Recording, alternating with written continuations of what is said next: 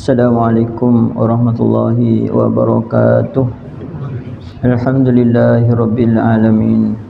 Wassalatu wassalamu ala asyrafil anbiya wal mursalin wa ala alihi wa ashabihi ajma'in. Subhanaka la ilma lana illa ma 'allamtana innaka antal alimul hakim. Rabbi shrah li sadri wa yassir li amri wahlul 'uqdatam min lisani yafqahu qawli. Rabbi yassir wa la tu'assir ya karim. Rabbi yassir wa la tu'assir ya karim. Rabbi yassir wa la tu'assir ya karim. Yang berhormat Datuk Ripin Bilamat, khususnya ahli-ahli jawatan kuasa Masjid Al-Firdaus Taman Tunku, seterusnya tuan-tuan dan puan-puan, adik-adik, abang-abang, kakak-kakak, pakcik, makcik, haji, hajah yang saya sangat kasihi sekalian. Saya tertarik dengan satu hadis Nabi SAW yang menyebut tentang kelebihan Ramadan. Nabi sebut wasuffidatis syayatin, maknanya dalam bulan Ramadan ini syaitan-syaitan itu telah dibelenggu dan telah diikat oleh Allah Ta'ala. Macam mana keadaan syaitan tu diikat, wallahu a'lam, ya. Tapi kita percaya hadis Nabi ni hadis sahih. Ada beberapa isu yang biasa bermain dekat fikiran kita bila kita dengar hadis syaitan ni diikat. Yang pertama, kenapa masih ada kita dengar orang kena histeria, kan? Bulan Ramadan ni, kalau sebelum Ramadan kena histeria, adalah gangguan, kan? Mengamuk, menangis, waktu maghrib aja menangis. Memanglah Nabi kan cakap, bila waktu maghrib ni, panggillah anak-anak kamu dan ikatlah binatang-binatang kamu, kerana ketika ini syaitan dia keluar. Tuan-tuan jangan hairan, waktu maghrib aja mulalah duk menangis, kan? Memang waktu dia keluar. Tapi dalam bulan Ramadan ni, seperti kata Nabi, semua syaitan-syaitan ini telah dibelenggu. Jadi siapa pula yang masuk dalam badan Minah tadi tu? Minta maaf lah kalau ada nama Minah tu. Siapa pula yang masuk dekat badan Bedah tu, kan? Kan Nabi dah sebut syaitan-syaitan ini diikat, kan? Sebab itu tuan-tuan, saya suka dengan pandangan daripada seorang ulama yang kita kenal lah, ya? Mantan mufti wilayah. Bila ditanya tentang perkara ni, kata Datuk Mufti, mantan mufti, ya, Datuk Zul tu, orang yang kena histeria bulan Ramadan ni, dia pergilah dapatkan bantuan daripada doktor pakar, pergi jumpa doktor pakar. Kemungkinan dia taklah melibatkan jin dan syaitan tu, tetapi dia mungkin faktor-faktor psikologi lah, ya.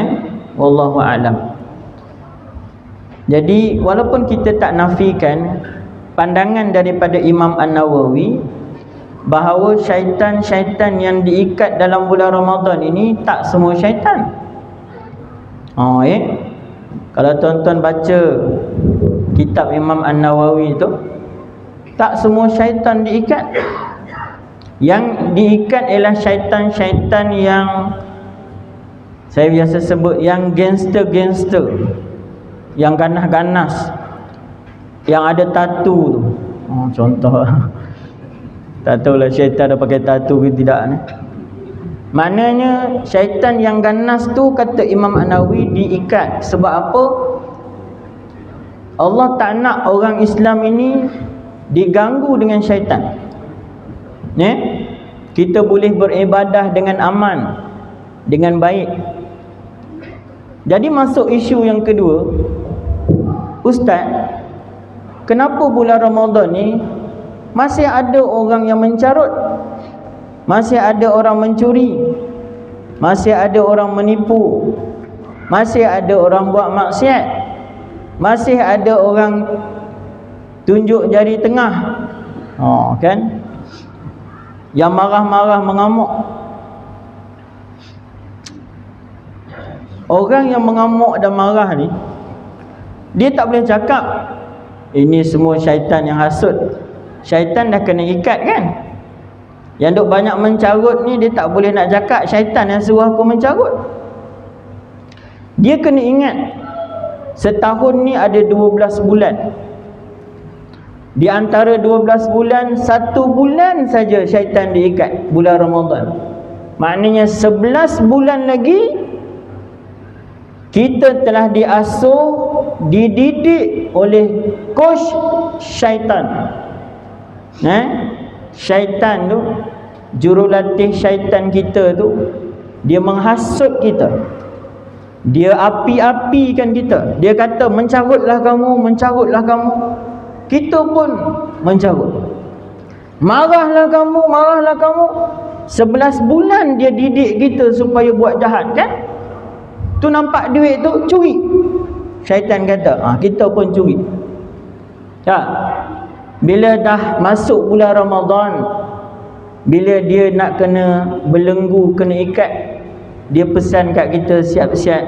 Siap-siap, dia kata, wahai anak didik kesayanganku, nanti aku kena ikat. Ingat ajaran aku, kalau mak suruh sidai baju, buat muka masam dengan mak. Bila ada orang overtake kereta, turun cermin kereta, tunjuk jari tengah. Contoh. Saya bukan syaitan, tapi syaitan dia hasut kita. So sepanjang bulan Ramadan ini, syaitan dah kena belenggu, tapi ajaran dia masih ada dekat kita. Sebab itu saya selalu ingatkan anak murid saya, jangan buat perangai syaitan. Syaitan dah kena ikat, perangai dia jangan ada pada diri kamu. Mari kita jadikan bulan Ramadan ini 30 hari medan tarbiyah diri kita. Jadikan diri kita dapat sabar. Sebab itu kata Nabi, janganlah apabila kamu berpuasa melakukan perkara yang sia-sia. Sekiranya ada orang yang menghina kamu, yang mengata kamu, mencela kamu, mengajak kamu bergaduh, menjerit-jerit ke arah kamu, maka kamu katakan kepada dia, inni shaimun, sesungguhnya aku berpuasa. Kalau ada orang nak ajak kita bertumbuk, tuan-tuan kata dengan dia, aku berpuasa. Macam tu. Sabar tuan-tuan. Dalam bulan Ramadan ni macam-macam ujian tuan-tuan dapat. Pergi bazar Ramadan, beli karipap, dah lah lapar kan? Balik rumah makan, rupanya karipap oksigen. Isi sekeping je. Rasa nak marah ni. Inni shaimun. Macam tu. Rasa nak marah tu, ingatkan aku ni berpuasa. Mari kita tarbiyah diri kita, didik. Sekarang ni kita tinggal berapa hari saja lagi, kan? Tinggal 14 hari lagi sebelum syaitan dilepaskan.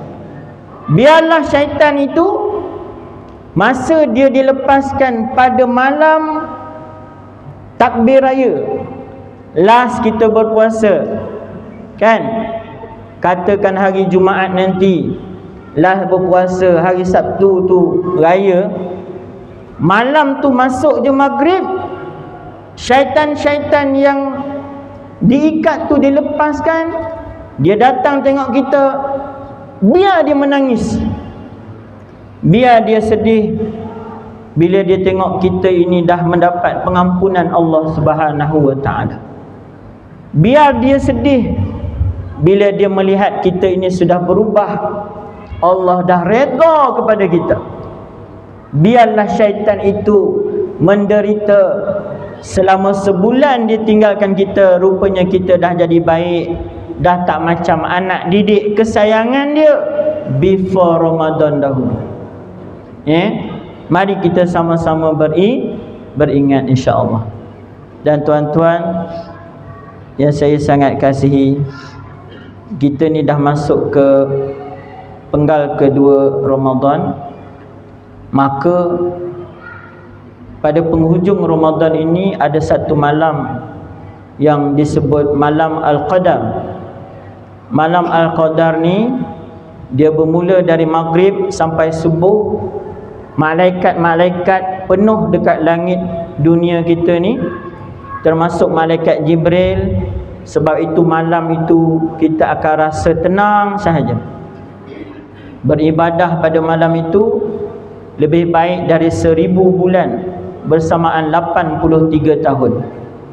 Kata ulama 10 malam terakhir. Tapi biasa kan, 10 malam terakhir itulah kita ini disibukkan dengan persiapan hari raya. Malam tu lah nak buat kuih sempritnya. Malam tu lah nak kacau dodolnya. Seolah-olah dia mengacau dodol. 83 tahun dia kacau dodol. Contohlah contoh. Jadi tuan-tuan, mari kita jadikan Ramadan ini sebagai Ramadan yang penuh bererti kepada kita.